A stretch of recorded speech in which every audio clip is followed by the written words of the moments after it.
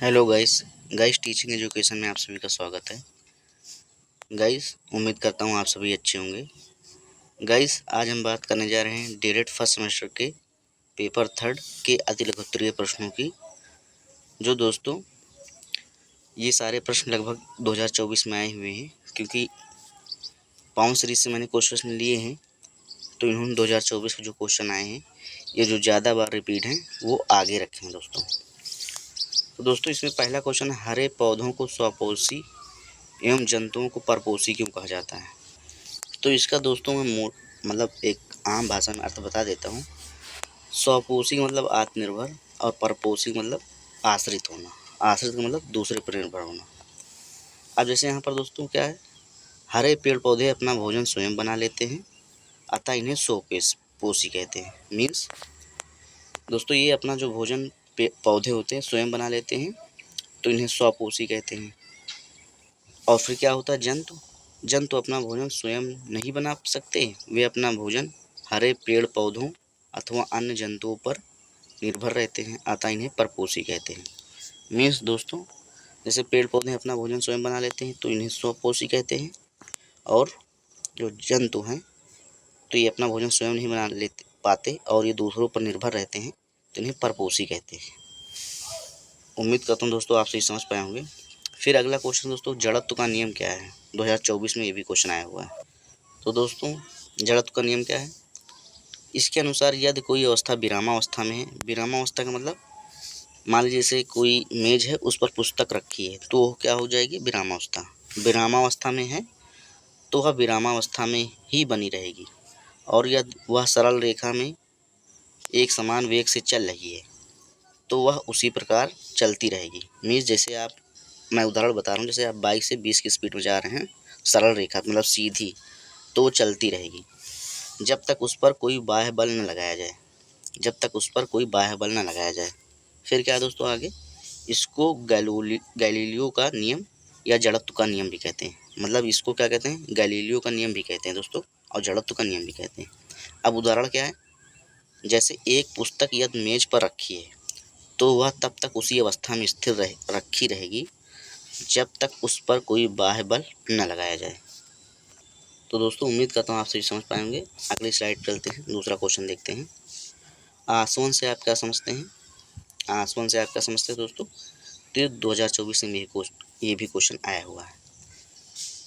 तो किसी विलयन से वाष्पीकरण और संघनन विधि द्वारा शुद्ध द्रव को प्राप्त करने की प्रक्रिया को आसवन कहते हैं। इस प्रक्रिया में वाष्पीकरण और संघनन दोनों क्रियाएं होती हैं। अभी दोस्तों वाष्पीकरण क्या है, जैसे मान लीजिए पानी गर्म करते हैं तो उसमें जो भाप निकलती है ये वाष्पीकरण, मतलब भाप निकली और ये फिर क्या हो गई, मतलब आसमान में जाके इकट्ठा हो गया, फिर बारिश के थ्रू फिर नीचे आया, तो यही वाष्पीकरण है। और संघनन विधि द्वारा शुद्ध द्रव को प्राप्त करने की प्रक्रिया को आसवन कहते हैं। इस क्रिया में वाष्पीकरण और संघनन दोनों क्रियाएं होती हैं। दोस्तों माफ़ कीजिएगा भाई, पानी गर्म होकर वाष्प मतलब आसमान में जा रहा है तो वाष्पीकरण, और फिर क्या कहते हैं, वर्षा के माध्यम से पानी फिर ज़मीन पे आ रहा तो ये क्या हो जाएगा, संघनन। अब ये क्या है, यहाँ पर जैसे मतलब फार्मूला दिया गया है कि आसवन बराबर क्या होता है, वाष्पीकरण प्लस संघनन। मतलब आसवन की विधि में आप समझने के लिए बताया गया है कि आसवन में क्या होगा, वाष्पीकरण भी रहेगा और संघनन, दोनों चीज़ें जुड़ी हुई होंगी। फिर अगला क्वेश्चन दोस्तों, पदार्थ की कौन सी अवस्था है जिसमें पदार्थ का आयतन तो निश्चित होता है परंतु आकृति यानी आकार अनिश्चित होती है। ये जो दोस्तों 2023 में आया हुआ क्वेश्चन है। तो यहाँ पर उदाहरण क्या है, द्रोह है। जैसे दोस्तों कौन सी अवस्था है, द्रोह। जैसे अवस्थाएं कौन कौन सी होती है दोस्तों, तो ठोस, द्रव, गैस, दो अवस्थाएं और दोस्तों बताई जाती हैं, लेकिन मुख्यतः तीन ही होती हैं, ठोस, द्रव, गैस।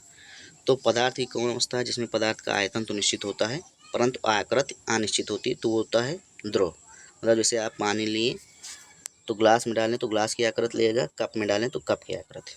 अब उदाहरण क्या बताया गया है, दूध की कोई आकृति नहीं होती, जितने बड़े बर्तन में रखा जाएगा उतनी ही आकृति हो जाएगी। इसका कोई आयतन निश्चित है परंतु आकृति इसकी निश्चित नहीं होती। जिस सामान में आप रखेंगे उसी की आकृति धारण कर लेता है। फिर दोस्तों अगला क्वेश्चन ये भी 2023 में आया हुआ है, दोलन गति किसे कहते हैं, उदाहरण सही समझाइए। तो दोस्तों जब कोई वस्तु अपने मध्य स्थित के दोनों ओर गति करती है, जब कोई वस्तु अपने मध्य स्थित, मान लीजिए जैसे कोई वस्तु है, जैसे सर्कल है दोस्तों, सर्कल नहीं दोस्तों, जैसे मान लीजिए सड़क है, सड़क के बीच में है वस्तु और बाएं साइड दाएं साइड दोनों ओर गति करती है, तो इस प्रकार की गति को दोलन गति कहते हैं। अब यहाँ पर उदाहरण बताया गया है, जिससे दोस्तों यहाँ पर क्या, जैसे झूले में झूलते हुए बच्चे की गति, क्योंकि दोस्तों जैसे झूला है तो जो झूले का केंद्र होता है तो एक जगह रुका रहता है, स्थिर रहता है, और बाकी जो नीचे होता है जिस पे झूला जाता है तो आगे पीछे होता रहता है।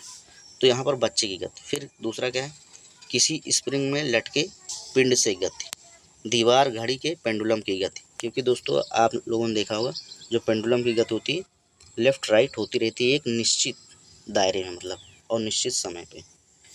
फिर अगला क्वेश्चन है दोस्तों, यौगिक किसे कहते हैं, 2023 में आया हुआ क्वेश्चन है। तो दोस्तों यौगिक जल को कहते हैं। फिर अगली स्लाइड चलते हैं दोस्तों। अगला क्वेश्चन है, मृतोपजीवी से आप क्या समझते हैं, मृतोपजीवी से आप क्या समझते हैं। ये भी दोस्तों 2023 में आया हुआ क्वेश्चन है। तो मृतोपजीवी क्या है दोस्तों, जैसे यहाँ पर क्या है, कुछ पौधे अपना भोजन स्वयं नहीं बना सकते हैं, जैसे दोस्तों इसमें अमर बेल भी आता है, क्या आता है, अमर बेल। लेकिन यहाँ पर दोस्तों क्योंकि मृतोपजीवी की बात की जा रही तो अमर बेल को नहीं लिया जाएगा, लेकिन अमर बेल जो पौधा होता है ये भी अपना भोजन नहीं बनाता। ये अपना भोजन मृत एवं सड़े गले पदार्थों से ग्रहण करते हैं। ऐसे पौधों को मृतोपजीवी कहते हैं, जैसे कुकुरमुत्ता आदि। मीन्स ये कुकुरमुत्ता क्या है, देखा होगा आप लोगों ने, जहाँ पर गंदगी होती है वहीं पर ये उगता है बरसात के टाइम में अक्सर। फिर अगला क्वेश्चन क्या है दोस्तों, गति का तृतीय नियम क्या है, उदाहरण के साथ समझाइए। 2023 में ये भी क्वेश्चन आया हुआ है। तो दोस्तों इस नियम के अनुसार प्रत्येक क्रिया की उसके बराबर, कॉमा, परंतु विपरीत दिशा में प्रतिक्रिया होती है। क्रिया के बाद जो उसका मतलब रिप्लाई होता है, जैसे उदाहरण में, तो क्या कहा जाता है, प्रतिक्रिया। मान लीजिए आपने कोई सवाल दिया, पूछा बच्चों से, फिर उस पर जो बच्चों ने अपनी समझ के अनुसार उत्तर दिया तो वही है प्रतिक्रिया। ये मैंने दोस्तों उदाहरण के लिए बताया, मतलब समझने के लिए कि क्रिया मतलब प्रतिक्रिया है क्या। फिर क्या है दोस्तों, माना कि ए एवं बी दो पिंड एक दूसरे पर बल आरोपित कर रहे हैं, मतलब एक दूसरे पर, जैसे मान लीजिए दोस्तों कोई वस्तु है, जैसे हम लोग ज़मीन पे चलते हैं या दीवार पे धक्का लगा रहे हैं, तो जितना फोर्स हम दीवार पे लगाते हैं उतना फोर्स उधर भी लगता है, उधर से हम लोग पे लगता है। तो ये क्या है, एक दूसरे पर बल आरोपित हो रहा। फिर क्या है दोस्तों, ए पिंड द्वारा बी आरोपित बल बराबर बी पिंड द्वारा ए पिंड पर विपरीत दिशा में आरोपित बल। वही दोस्तों, एक मान लीजिए पूर्व दिशा में लगा रहा तो एक पश्चिम दिशा में आरोप, मतलब विपरीत दिशा में एक दूसरे पे। अब उदाहरण यहाँ बताया गया दोस्तों, उदाहरण ऐसे न समझ में, तो उदाहरण भी, घोड़ा गाड़ी को खींचते समय, मतलब घोड़ा गाड़ी को खींचते समय, ये जैसे अपने यहाँ क्या बोला जाता है, टांगा, अपनी पिछली टांगों से पृथ्वी को पीछे की ओर दबाता है, जिससे प्रतिक्रिया के रूप में पृथ्वी घोड़े पर आगे की ओर बल लगाती है और गाड़ी आगे बढ़ जाती है। ये दोस्तों और भी चीज़ों पर लिया जा सकता है उदाहरण, लेकिन इन्होंने घोड़ा गाड़ी वाला बताया है। भाई जैसे हम लोग भी चलते हैं तो हम लोग भी एक विपरीत दिशा में काम करते हैं, पृथ्वी हम लोग को पीछे की ओर धकेलती है, हम लोग आगे बढ़ते हैं। उम्मीद करता हूँ दोस्तों आप सभी समझ पाए होंगे। फिर अगला क्वेश्चन देखते हैं दोस्तों। अगला क्वेश्चन दोस्तों 2023 और 22 लगातार 2 साल आए हैं, देख सकते हैं आप सभी कि बेलन की लंबाई तथा वृत्त के व्यास मापन के लिए किस यंत्र का उपयोग किया जाता है। मतलब बेलन की लंबाई तथा वृत्त का व्यास मापन, मतलब इसके मापन के लिए किस यंत्र का उपयोग किया जाता है, ये बताना दोस्तों।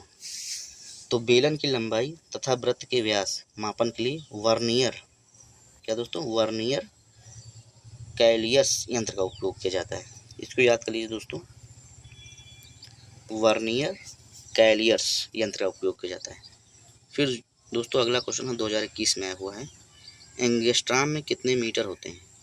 तो एक एंगस्ट्राम बराबर, इसे कैपिटल ए से डिनोट किया जाता है दोस्तों, 1 × 10⁻⁻10 मीटर। कितना, कैपिटल ए बराबर 1 × 10⁻⁻10 मीटर होता है 1 एंगस्ट्रॉम।